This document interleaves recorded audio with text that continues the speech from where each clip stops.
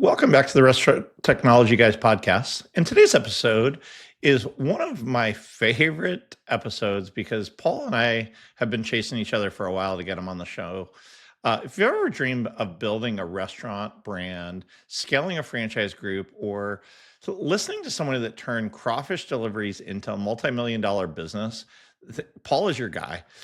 For those that know Paul, he's just an amazing dude that is a consummate entrepreneur, but he's really helped franchisees grow in lots of different ways.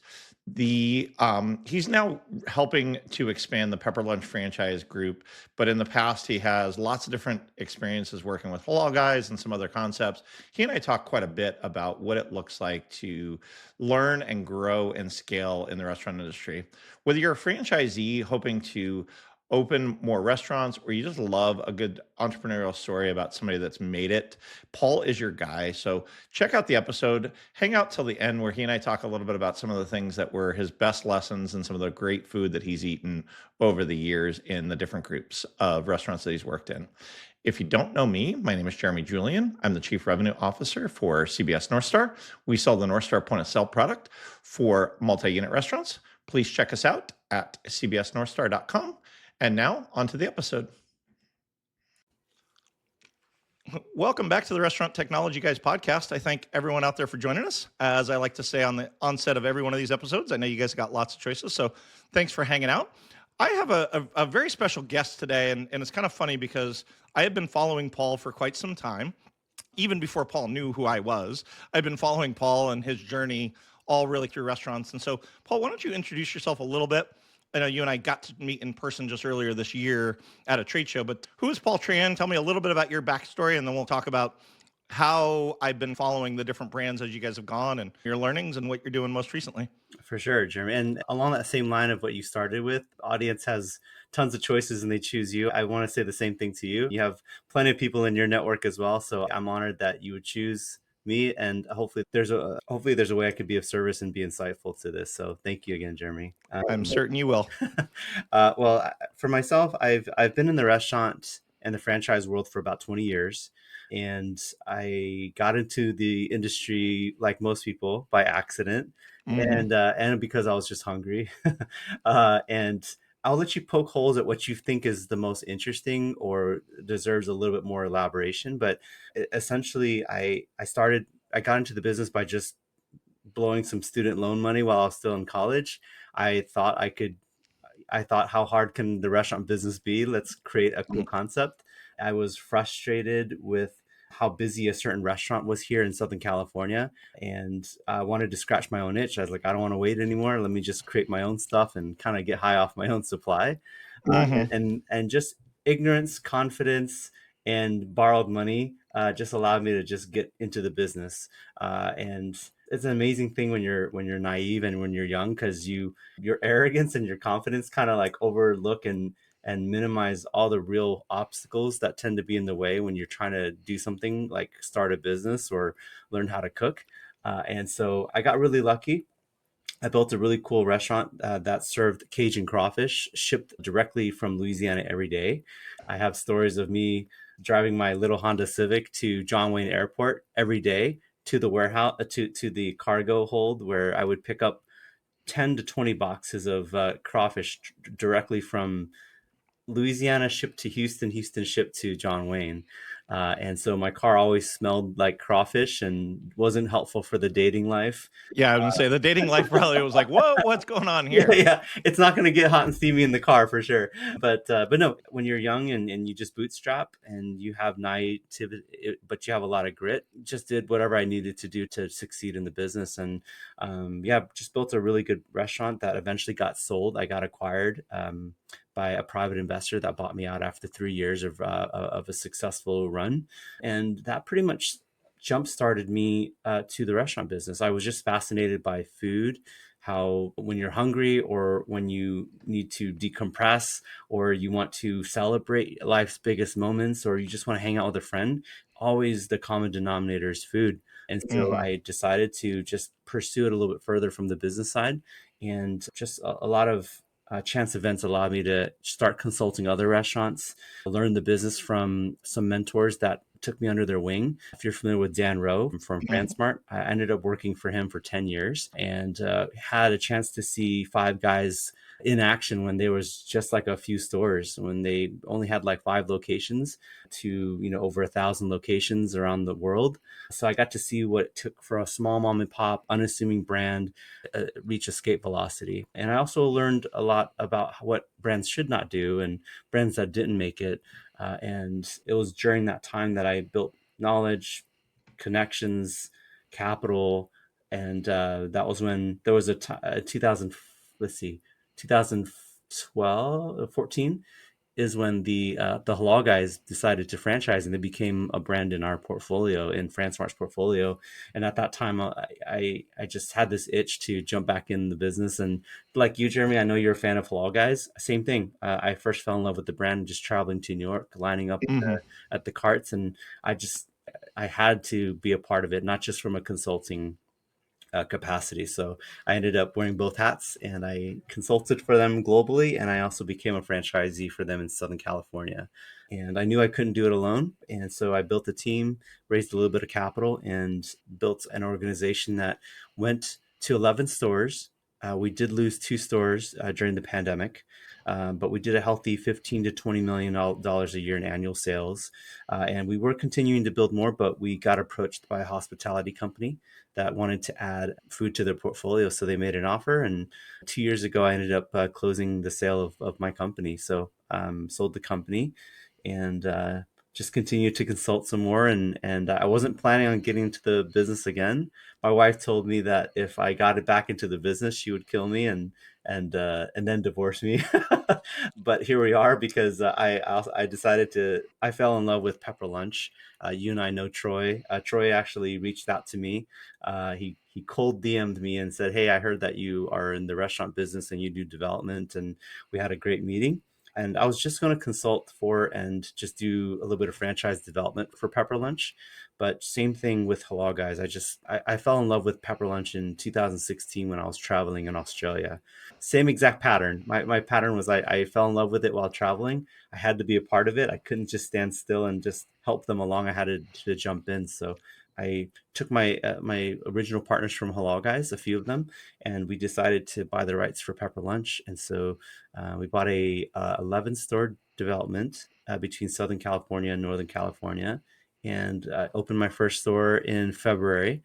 It's doing above expectations, and I'm so happy about it. Been well received, and we just signed a lease on store number 2, and we have a lot more runway to go. I still consult here and there, but Pepper Lunch has pretty much taken my entire life work wise.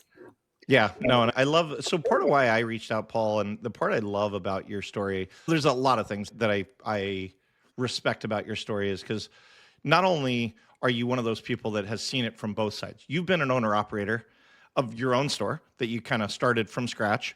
Then you took on another brand where you're having to listen to corporate. Then you were selling franchisees. And so it like that's the thing that you hold this unique place that I don't know that anybody on the show has ever been in, where they've not only been an owner, they've started something on their own. And again, as I looked at your backstory and you shared your website, I was like, oh, this isn't the only thing he started. He's got a whole bunch of other entrepreneurial ventures that, it's a wonder your wife is able to keep up with you instead of she just makes herself at home in your office now with all of her trinkets to make sure that you don't forget about her. But so from There's my probably perspective, cameras in Paul, here, by the way. yeah, yeah, exactly. She's watching to make sure that you're not playing with her toys too much. But in general, the thing that I wanted to have our listeners hear a little bit is talk to me a little bit about why the purpose of, as you sit and look at your time at FranSmart, you look for the right kind of franchisees. And so I'd love to go down the franchise route because you've been doing some of that for Pepper Lunch, but you're also an owner operator. And so I'd love to kind of go down that path because we have a lot of listeners out there that are looking for their next brand. And I want to have you share. Troy shared a little bit. Aaron's been on the show as well. Aaron Hooper is just what are the things that you would look for when you were trying to find a match, whether it was with, when you were at FranSmart, whether you were looking at the Five Guys thing. And again, you and I run in some of the same circles. I know a lot of the same people that you and I will comment on within LinkedIn. love for you to share because, again, all the time people that are listening, they might be in the middle of Kansas and they don't know about Pepper Lunch. But what are the types of things that you're looking for when you go out to talk to a franchisee? And then we'll talk about the flip side of where are the challenges as a franchisee looking out at corporate as we continue our conversation. Yeah, great questions. And yes, one size does not fit all. And there's a different type of DNA that's required when it comes to a franchisee. I always tell people that if you're like a hardcore entrepreneur and you like creating things and breaking rules and all that stuff, then please don't inquire. You should Hmm. create your own concept because you're not meant to be in a box. And Yep. there's been plenty of people throughout my career who, early on, like I didn't know who to look for or what kind of franchisees. I just thought if you're an entrepreneur, franchising is an entrepreneurial vehicle. That's pretty much it, right? And it's not the case. And so, first question is to know thyself. Like, are you the type that likes to create things and break rules and be disruptive at your very core? If that's the case, please create your own. Like, I might even talk to you later about franchising you, not you becoming Hmm. a franchisee. What I've learned throughout my career is that there's a pretty good percentage of best in class franchisees who actually were never set out to be entrepreneurs at all.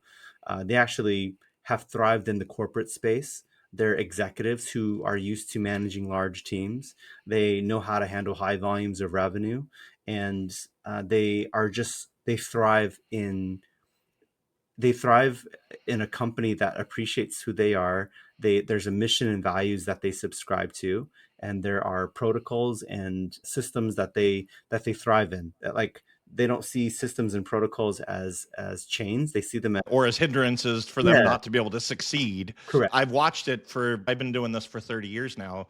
And I love it when I go into a franchise group and I'm like, that's not the same menu. Or they added two or three menu items. And to your point, those probably aren't the right franchisees that are looking to go create their own thing, but put somebody else's logo on the outside. I guess on the flip side, what is the right thing? Is it those people that, you talked about people. I mean, we are in the people business primarily. For sure. So understanding how to attract the right people and manage the right set of people, is that a big piece of what you look for? The Like, managing people, 100%. It's all people. I definitely happy to segue into this. When one layer is, when you buy a franchise, the business model and the franchise vehicle, they're all good and dandy, but what really makes the difference is the people. There's no shortage of ways to make money. There's no shortage of opportunities to get excited about. At the end of the day, it's actually the people. Like, forget Pepper Lunch. Pepper Lunch probably carries like, maybe, I'm probably going to get yelled at for this, but I'd say like Pepper Lunch probably is 30% of the equation. 70% is who's going to be supporting you. Do you like Troy? Do you like Paul? Do you like the people you're going to be working with and interacting every day? It's the people. Hmm. Again, there's a graveyard of really cool brands and incredible food that just can't be executed consistently. Or there's no shortage of brands that scaled to 1,000 stores, but they're riddled with lawsuits and there's store closures everywhere. But the food was amazing. That doesn't matter. It's like, who actually gives a crap about your success, and who cares about you as a person, and whether you guys actually vibe. Like, it's a real marriage. It's like a real marriage, not like it's not even a metaphor. It's like a true marriage.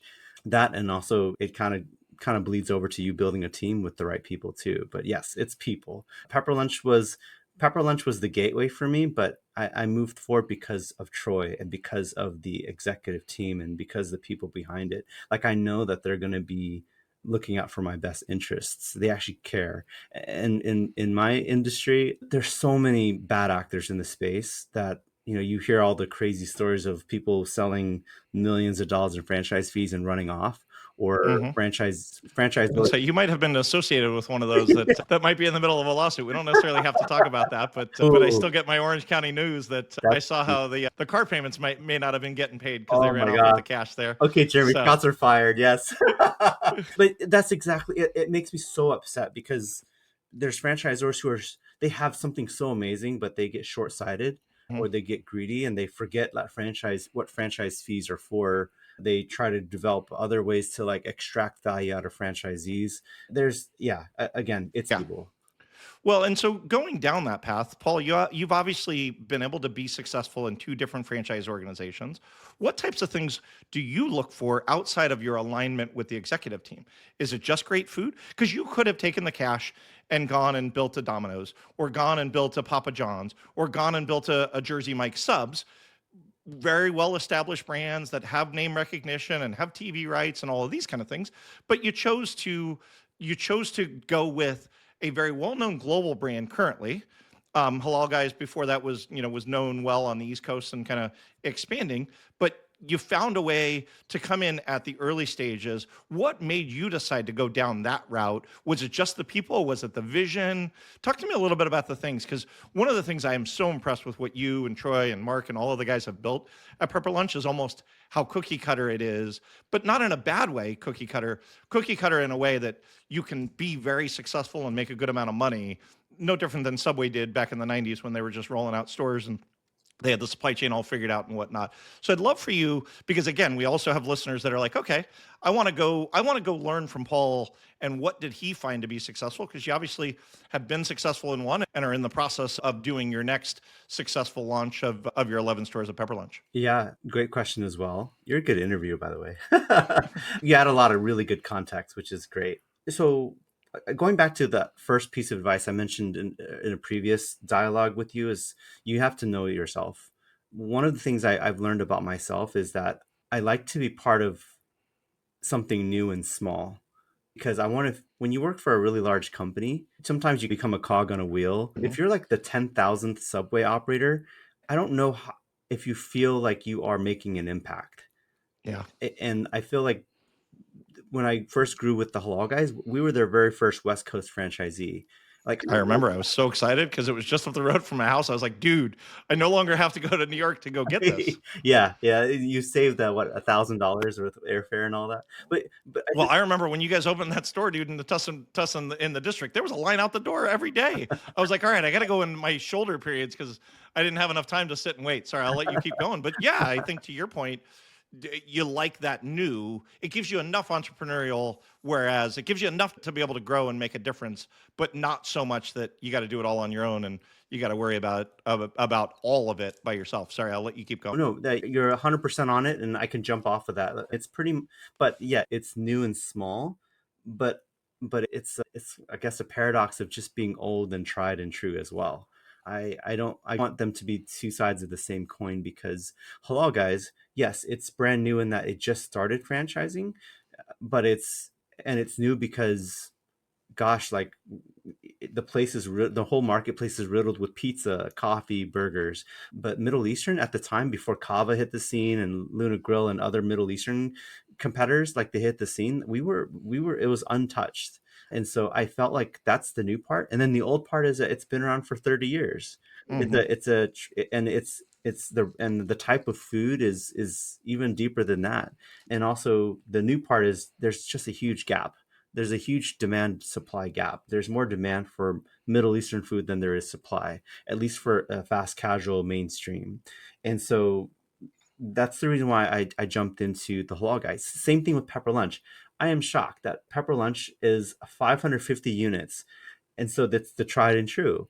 And but at the same time, it's still new here in the States. Like with K drama, with K pop, Asian culture, ramen, Korean barbecue, there's still that demand supply gap where, gosh, before us, the only big innovation is what, Panda Express. And Yeah. so I saw the same exact patterns as Halal Guys. Like Asian food is overdue for a huge growth spurt. And so I just know myself as wanting to get in quite early, but at the same time, not without its, tried and true template. Yeah.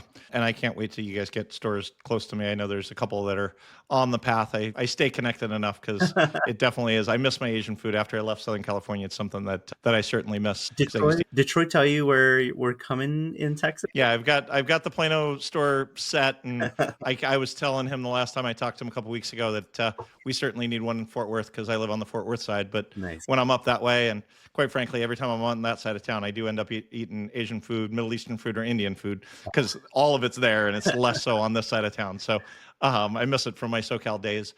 Paul, you've been at some of the early phases, and one of the things that I continue to see restaurants struggle with is the innovation and the consistency.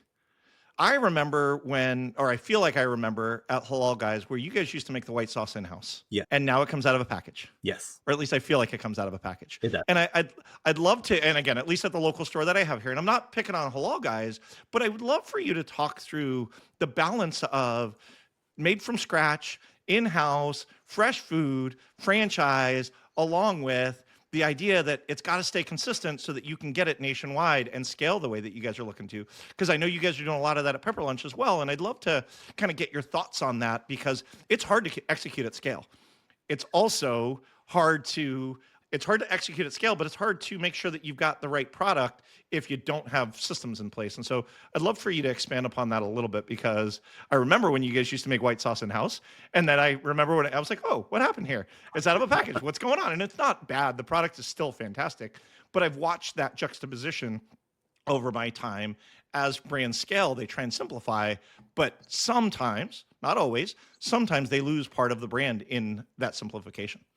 Yeah, gosh, this is kind of loaded, and maybe it's above my pay grade because I know that Mark is a little bit more like, since he's the COO, he's the one that's like maniacal about the quality with Pepper Lunch. But at the Halal Guys, the original founders of the brand, when they decided to franchise, they were very involved throughout the whole process of vetting co-packers and manufacturers. And so I think the original founders being maniacal and really giving a crap about the quality of it it had to start from the top. After, and they also could not settle as well. So they probably visited like over 100 different vendors in order to get to the Wow. right supplier. And it's complicated because it's not just the right maker, but now we need to figure out how to get it to US foods, and it's a big logistical nightmare as well. So it's not just creating and co-packing, but it's also distribution and being able to go nationwide as well. But yeah, I mean, all I could say is, in a nutshell, the lead domino is just the owners need to be a part of that process and also stay on top of it on a regular basis. Like, that's probably the most important thing they do, is just audit it all the time to Yeah. keep them on your toes.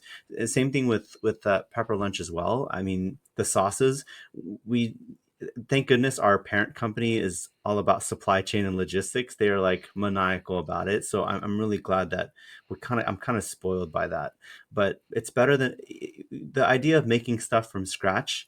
It sounds really good, but at the end of the day, we need to be aware that we are a franchise. We're not like a mom and pop. Mhm. And so customers care more when they visit a franchise that it tastes the same way every single time. Yep. It doesn't matter if you say it's made from scratch if it tastes different every week, because customers don't trust you anymore, and they lose faith in the franchise system. So I'd rather, again, the quality still has to be good, but it's made from the top. We kind of take away the variability of operators making stuff in-house. We'd rather them just execute what we've given them at scale. So I'm glad to say that the beauty of the simple operations inside of a Pepper Lunch is because they've taken the variability away from us. We just now need to You need to execute that's day it, in and day out. execute. We just need to execute. That's it. Yeah. And I think it's funny because what you can make in a mom and pop, I tell a funny story. I was at RLC with Pete Riggs the time that I first Yeah. met you, Pete. I don't know if Pete, Yeah. but Pete was testing some sauces for Pita Pit and he had brought them in and we were testing. I don't remember exactly what the sauce was. I think it was the tzatziki sauce for his Pita Pit. And I was like, okay, when are you going to get it on the menu? And it was something related to lactose and whatnot. He's like, unfortunately, I can't. I got to figure out how to mass produce this at scale. So I can't. And so to your point of being maniacal, I was like, dude, that was some of the most amazing sauce I've ever had. And he's like, I can't get it out because I can't execute it over and over and over again. Yeah. So I've got to continue to go back to the drawing board. And again, I've watched across the chains, and especially having moved to Texas from California, I watched California brands get here, and I'm like, it's not the same. It's not the same as what I got back there. And then you go to other brands where across the board, they've figured out how to execute in a way that you're like, oh, they do get it. It's the exact same look. It's the exact same feel. It's the exact same culture. And so I love that you have sat on both sides of that and consider that, whether it comes out of a package or it's homemade in-house, just understanding that consistency is key is really critical to ensuring that you can be successful across the board. For sure. 100%.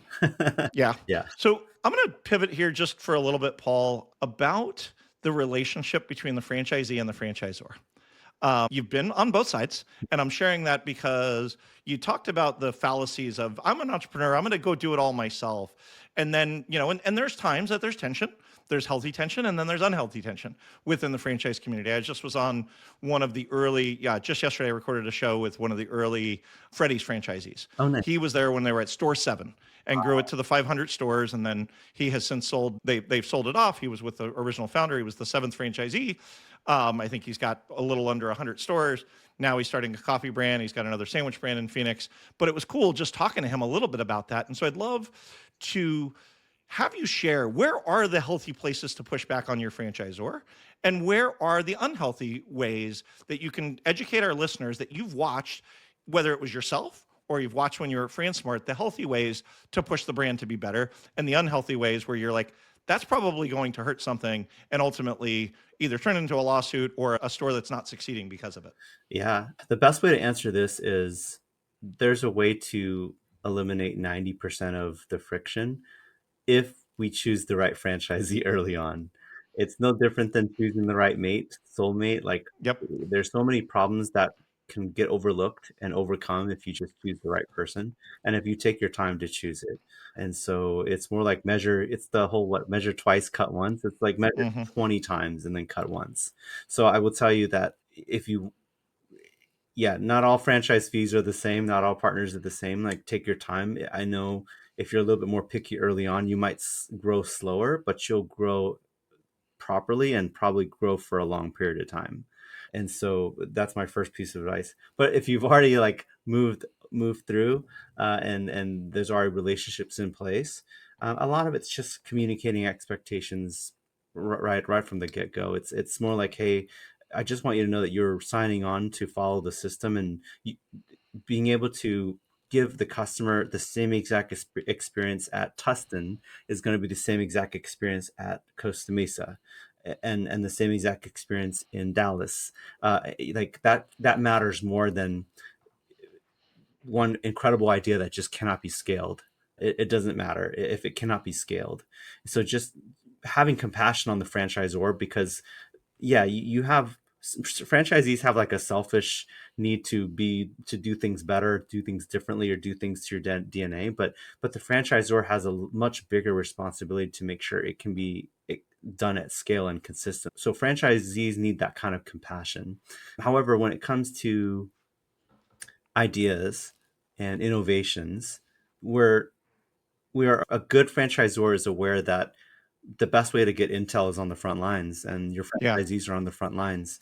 And the beauty is, Troy and I were in a lot of discovery days where I love it when Troy mentions that, hey, I just want to let you know that, did you know that McDonald's chicken nuggets and Big Mac and Egg McMuffin, did you know what They came from franchisees. I was about to tell that exact same yeah, story. They came directly from franchisees trying to meet a meal period, and maybe they were going off script, but ultimately it turned into some of their most successful products, right? yes, but that's in sequence. Those were recommended by franchisees who were following the system at a high level and executed at a high level. When they followed the system and did an incredible job, you've earned the respect of the franchisor and you've earned the right to make suggestions. Like, no one's going to listen to a franchisor should not be listening to a franchisee who's already breaking rules and out of compliance right off the bat. Yeah, is not making any money and hasn't had a successful store and hasn't hit half of their targets for they were supposed to open 11 stores and they're on store 1.5 and they still aren't even projected to ever get to store 3. Correct. Yeah, you definitely don't want to be talking to those people. And to your point at the beginning, making sure that the marriage is built on the right foundation is huge in the beginning. And I've watched too many franchisees and franchisors that try and grow so fast. And I don't know, quite frankly, I've watched too many of them grow so fast and fail. And it's a shame. It's really a shame because the product is fantastic, but then they get a few boat anchors of franchisees that take them away from the core of what they're doing. Because as a franchisor, you have to manage those guys pretty significantly. And it takes a lot of resources to ensure that you can either get them back in compliance or you fire them and that's legal and a whole lot of crap there. And that's hard too, right? Oh, 100%. It goes back to make sure you choose the right partner first. Yeah. Yeah. So with Troy, like, it's interesting because most small brands, emerging brands, they're hungry to grow. They need the capital, right? And they're Mhm. excited for growth. And so sometimes they have good intentions, but man, sometimes they overlook a lot of like bad.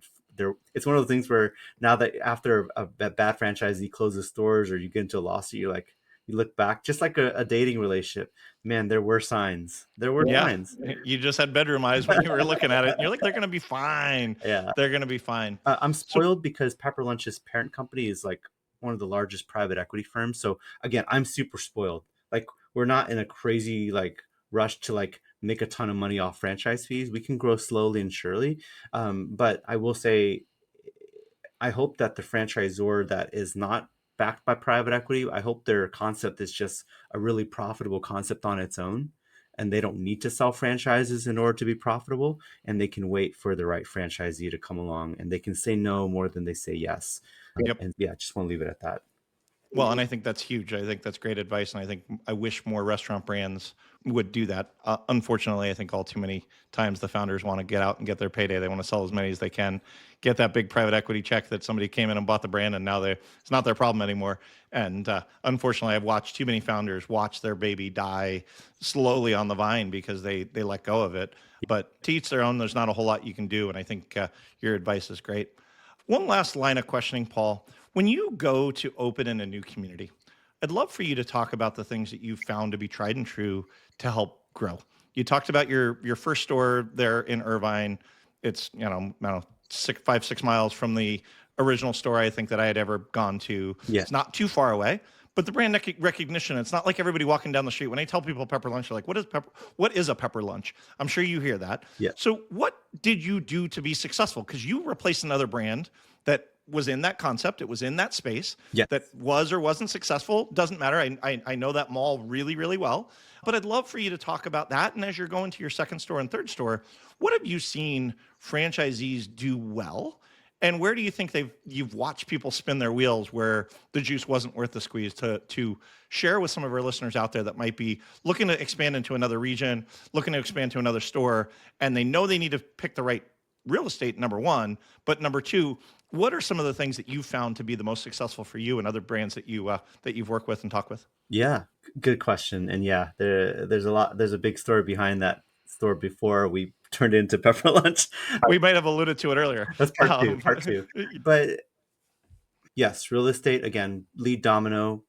Most of your problems can go away or can be overcome by just incredible real estate. So that's also something you need to measure 20 times and cut once. And the rent there is not cheap, but Yeah. I do. And your landlord's not the easiest to work with. I'm not going to lie. Well, they are a joy if we are a good tenant. If things are working. Yes, Yeah. absolutely. Yes, no, but I think we've got 20 customers in that same mall with you. And I've watched both it be successful when things are going well and then the opposite. But sorry, I'll let you keep going. No, all good. It's funny. We can have all these side conversations, I swear. But as far as what works, as far as maybe marketing and community outreach, I'm a little bit spoiled by Irvine Spectrum, of course, but I'll kind of overlap that with my time with Halal guys as well. At the end of the day, we see all of our restaurants next to us as friends and comrades in battle. We're not competing against Shake Shack and Silver Lake Ramen and all those guys. We actually hope that they do so well that they have a bunch of customers waiting and they're not willing to wait and they come to visit us. We also Mhm. hope that our store is so busy that people are unwilling to wait for us and they decide to visit Silver Lake Ramen or Shake Shack. We've just formed a lot of really good friendships with our neighbors. We're really good friends with them. We give all of our neighbors, discounts on food, and we do hook them up here and there. Uh, because we want them to also rave about us too, just like we want to rave about them. So I think that creating that camaraderie and community amongst operators is helpful. On that same point, we also started our soft openings by just giving away a ton of free food. Same strategy as like Costco, right? When Mhm. you're at Costco, the best way to buy something is after you've already trialed it, like as a free sample. There's no Yeah. better marketing than that. So Panda was the killer of that Yeah. in the shopping malls back in the day when we were youth, walking around the mall. A little bit of orange chicken. You're like, oh yes, I'll have a 2-item combo. And it's crazy because You know the story, but most people might not know. But orange chicken was never even originally on the menu. They Mhm. had to force it down people's throats through free samples. But Yep. now it's like the thing. So that's another lesson about like just getting started and kind of letting the market kind of reveal innovations for you. But we just did a lot of free food. We let people in the community try the food. We did train our staff to be very educational, because when customers get to learn new things, that kind of like gives them a dopamine rush. And Mhm. so being able to go out and just teach people about what pepper lunch is, I think everyone's kind of like the bright shiny object syndrome, right? So you can use that to your advantage. And then we just try to support like all the local schools and sports and just the usual stuff, and we do it that way. But yeah. Oh, and also social media. One of the things is that we try our best to reach out to social media content creators who are smaller, Mhm. and are focused on the local market. A lot of people have this bad stigma of like social media influencers where they have like 1 million followers and they charge like $5,000 for a post. Those aren't as effective because their audiences are all over the world sometimes, and Mhm. when you post, it doesn't really. It's kind of like a shotgun where you're not really sure who's going to get hit, right? Like, but we like to go after like small content creators who maybe a couple hundred followers, and they're local to the market. They're a lot more amenable. They are looking for content. Their customers, even though they don't have 1 million followers, like a good percentage are actually our local customers that we actually serve, and that's been really really fruitful for us as well. So that there's a bunch of other things we do, but I'd say that those are the strategies we always make sure to incorporate. Yeah, and the one other thing that I've watched you guys do really was be responsive to your guests. You guys are really good about taking the feedback and responding on social or otherwise to Thank whether that's modify the changes or get feedback from them. And even if they didn't have the best experience, because we all know not every experience when we go out to dine is going to be the best. At the same time, when they know that you hear them and you see them and you're there with them, they're willing to oftentimes give you a second or even a third chance if you screw up. For sure. And a lot of times they're not even, yeah, like you said, they're not even looking for a refund or anything. They just want to feel like they're heard and their stuff matters. So just acknowledging that is already an opportunity to create raving fans Love it. and get. So, since you're the pepper lunch guy, for those that haven't heard Troy's episode, why don't you give everybody a 30-second primer or a 1 minute primer on what is pepper lunch? I'm a huge fan. Can't wait till there's one close. I will be a frequent customer. You might get selfies from me out in front of the store. But what is a pepper lunch, and what is the concept that there's 500 plus of them overseas that you guys are going to blow up here in the States here in the next couple of years? Make sure one of the selfies has me in it too. But no, pepper lunch is, gosh, the way I would describe it is it's a DIY teppanyaki concept. I usually tell people if you're a fan of like Benihana, it's like it's being able to have food being made by a chef with theatrics and being able to see your food being made fresh. But because it's DIY, you're actually the chef.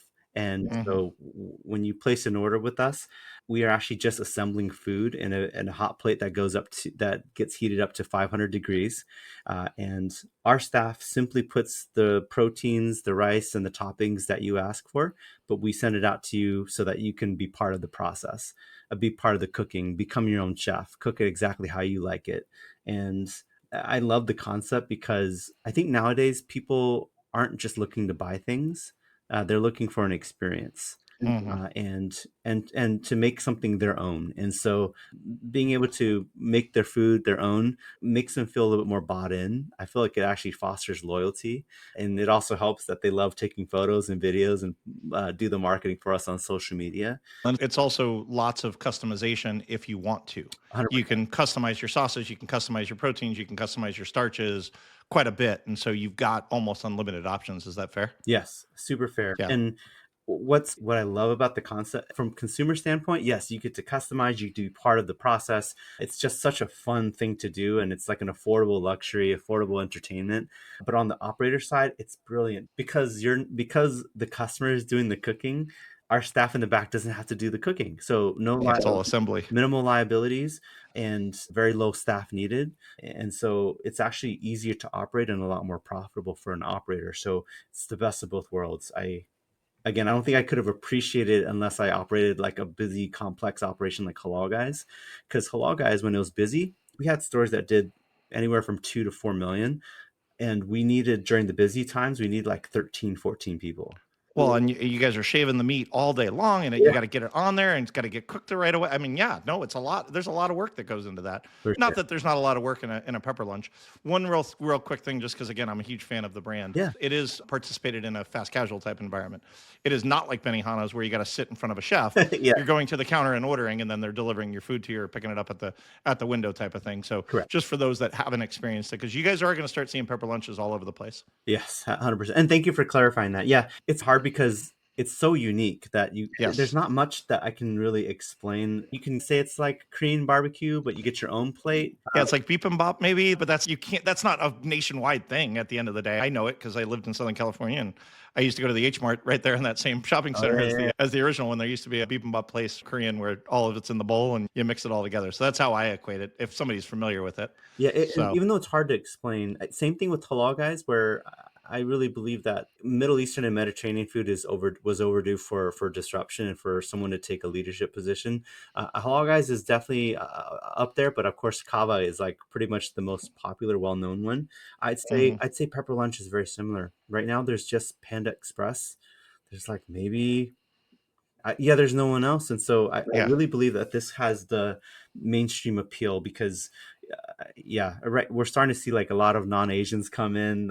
A lot of folks that are adopting it very similarly to where Halal Guys. It's not just attracting the Middle Eastern Mediterranean customer, but people from all walks of life and just mainstream. So I like to see it's very similar. Love that. Last question. What is your go-to and what would you recommend a first timer come in and get? You're a restaurant guy, so I'm sure you modify the crap out of it or you have a bunch of wacky stuff. I asked Troy that question. He's like, I do this with this. And I'm like, dude, that's not on the menu anywhere. He's like, yeah, I know you're right. I make it up myself. But I guess what's the go-to for somebody their very first time at Pepper Lunch?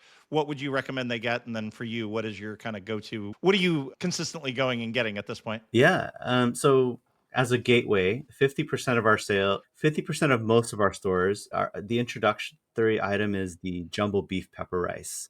That's certified Angus beef, topped with rice and corn and all sorts of and all sorts of signature sauce, and also our proprietary pepper margarine. It's incredible. I mean, if you eat it on your own, I think you can't go wrong. And my go-to, my go-to is I like the kimchi chicken pepper rice. Okay. Shocked by how good it is. And it's one of those things where you go there and your default is something, but every time I try it, I'm like, oh my gosh, I just can't believe I don't order this enough. Kimchi chicken pepper rice.